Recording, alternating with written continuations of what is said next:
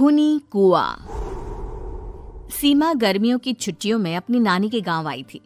सीमा नानी के घर पहुंचने के बाद अपनी नानी के पैर छूती है और उनसे आशीर्वाद लेती है। तभी उसकी नानी उससे कहती है, इतनी बड़ी हो गई मेरी सीमा, चल जल्दी से हाथ मुंह धो ले, मैं तेरे लिए खाना लगा देती हूँ। भूख लगी होगी ना? हाँ नानी, भूख तो लग रही है मुझे, आपके हाथ के बने हुए पीले दाल और चावल खाने की। कितना टाइम हो गया है मुझे आपके हाथ का बना हुआ दाल चावल खाए हुए। तू तो नौकरी में व्यस्त थी, तो तुझे कहाँ से टाइम मिलेगा अपनी नानी के लिए, और जब इसके लिए रुक कर जाएगी तू? हाँ नानी, इस बार पूरे 2 महीने के लिए आई हूँ। सीमा की नानी अंदर जाकर उसके लिए खाना बनाने लगती है।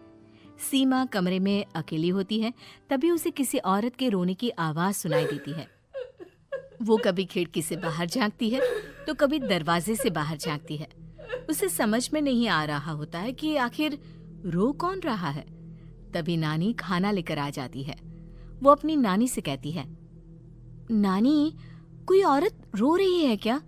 मैं जब से यहाँ आई हूँ तब से मुझे यहाँ किसी औरत की रोने की आवाज आ रही है। हे भगवान, कहीं ये वही तो? अरे कोई नहीं रो रहा, ये तेरे मन का वहम है। और तू ना अब खाना खा ले, ज्यादा यहाँ वहाँ की बातों में ध्यान मत दिया कर। जल्दी से खाना खा और फिर मेरे साथ आ जा मेरे कमरे में, दोनों बैठकर खूब सारी बातें करेंगे। ऐसे ही अगले दिन सीमा अपनी नानी के साथ गांव के बाजार जा रही होती है। उसी रास्ते में फिर से किसी औरत के रोने की आवाज आती है। वो अपनी नानी से कहती है, अरे नानी, क्या सच में तुम्हें अभी भी किसी औरत की रोने की आवाज नहीं सुनाई दे रही? मुझे किसी औरत की बहुत बुरी तरीके से रोने और चीखने की आवाजें आ रही हैं। मैं बहुत परेशान हूँ नानी, आखिर ये कौन है? मुझे लगता है कि सीमा को शहर भेज देना चाहिए, यहाँ रहना उसके लिए ठीक नहीं। नानी बोलो ना, आप चुप क्यों हो जाती हो? सीमा, तू घर चल, मुझे तुझसे बहुत जरूरी बात करनी है। नानी सीमा को घर ले आती है और सीमा से कहती है, सीमा, कल सुबह तू शहर वापस चली जाएगी। अरे अचानक? आखिर क्या बात है नानी, आप मुझे ऐसे जाने को क्यों कह रही हो? मैं बस जो कह रही हूँ उस पर ध्यान दे। तू कल सुबह यहाँ से चली जाएगी, और ये बात मैं कोई मजाक में नहीं बोल रही। तू कल जाएगी तो मतलब जाएगी। अरे नानी, चली जाऊंगी मैं, ठीक है, पर आखिर बात क्या है ये तो बता दो। मम्मी से कोई बात हुई है या फिर मुझसे कोई गलती हुई है जो तुम मुझे अचानक से जाने के लिए बोल रही हो? देख सीमा, रात बहुत हो चुकी है और मुझे चल के मेरे साथ सो जा। सुबह की बस पकड़कर तुझे शहर भी तो जाना है।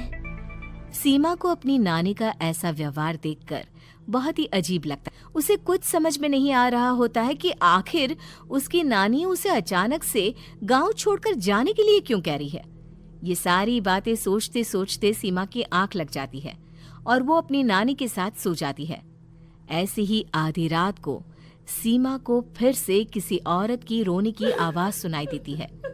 वो उस औरत की आवाज सुनकर बार बार करवटें बदल रही होती है और तभी उसे सपने में भी एक अजीब सी औरत की परछाई दिखाई देती है, जो इतना चीख चीख कर रो रही होती है कि सीमा डरकर उठ जाती है। वो पूरे पसीने पसीने हो रही होती है। वो अपने आसपास देखती है तो घर में बिल्कुल शांति का माहौल होता है। सीमा घबरा जाती है। वो अपनी नानी को जगाने की कोशिश करती है, मगर उसकी नानी नहीं जगती। सीमा को फिर से उस औरत की रोने की आवाज सुनाई देती है। आखिरकार सीमा अपने आप को रोक नहीं पाती और वो घर का दरवाजा खोलकर बाहर निकलती है। आखिर ये माजरा क्या है? आज तो मैं पता करके रहूंगी। अब आवाज का पीछा करते हुए सीमा आधी रात को गांव के चौपाल के पास बने कुएं के पास पहुंच जाती है, जहां कुएं की चारों ओर बेड़ियां लगी होती हैं। उन बेड़ियों में लगे हुए ताले के साथ एक लाल रंग का कपड़ा और माता रानी का कलावा बंधा होता है। उस कुएं में से सीमा को किसी के रोने की आवाज आती है।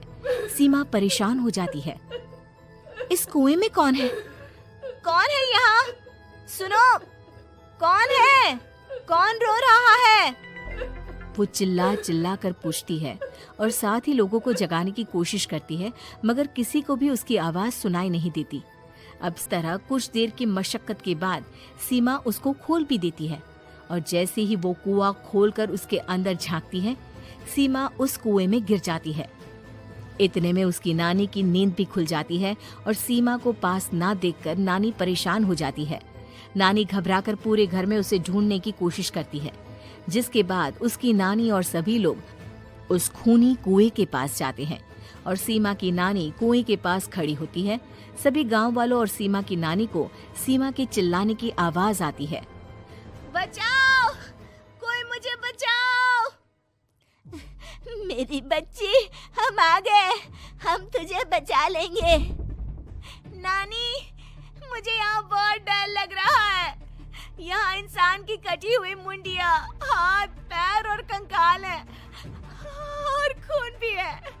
नानी, मुझे डर लग रहा है। आप सब मेरी मदद कीजिए, नहीं तो ये खूनी कुआं मेरी बच्ची को भी खा जाएगा।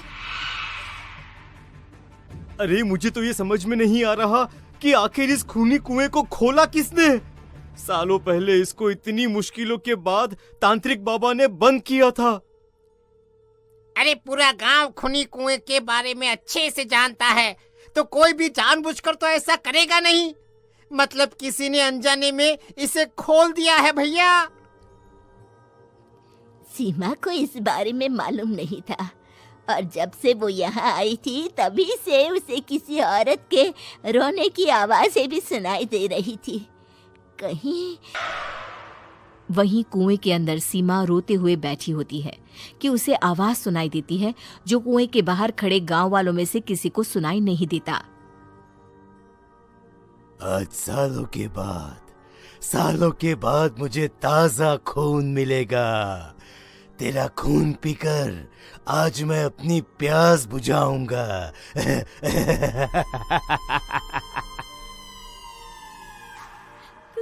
कौन है? मत मारो प्लीज, मुझे जाने दो प्लीज। मैंने किसी का क्या बिगाड़। करने के बाद पता चल ही जाएगा। जितने में गांव वाले और सीमा की नानी कुछ सोच पाते, उतने में उन्हें सीमा के चिल्लाने की आवाज आती है और अगले ही पल सब शांत हो जाता है। क्या हुआ? सीमा, मेरी बेटी। माफ करना बहन, लेकिन अब सीमा वापस नहीं आएगी। हमें एक बार फिर से कुएं को बंद करना होगा। गांव वाले तभी तांत्रिक को बुलाकर लाते हैं। एक बार फिर अपनी शक्ति से तांत्रिक बाबा उस कुएं को हमेशा हमेशा के लिए बंद कर देते हैं और वहां एक बोर्ड लगा दिया जाता है कि यहाँ आना मना है।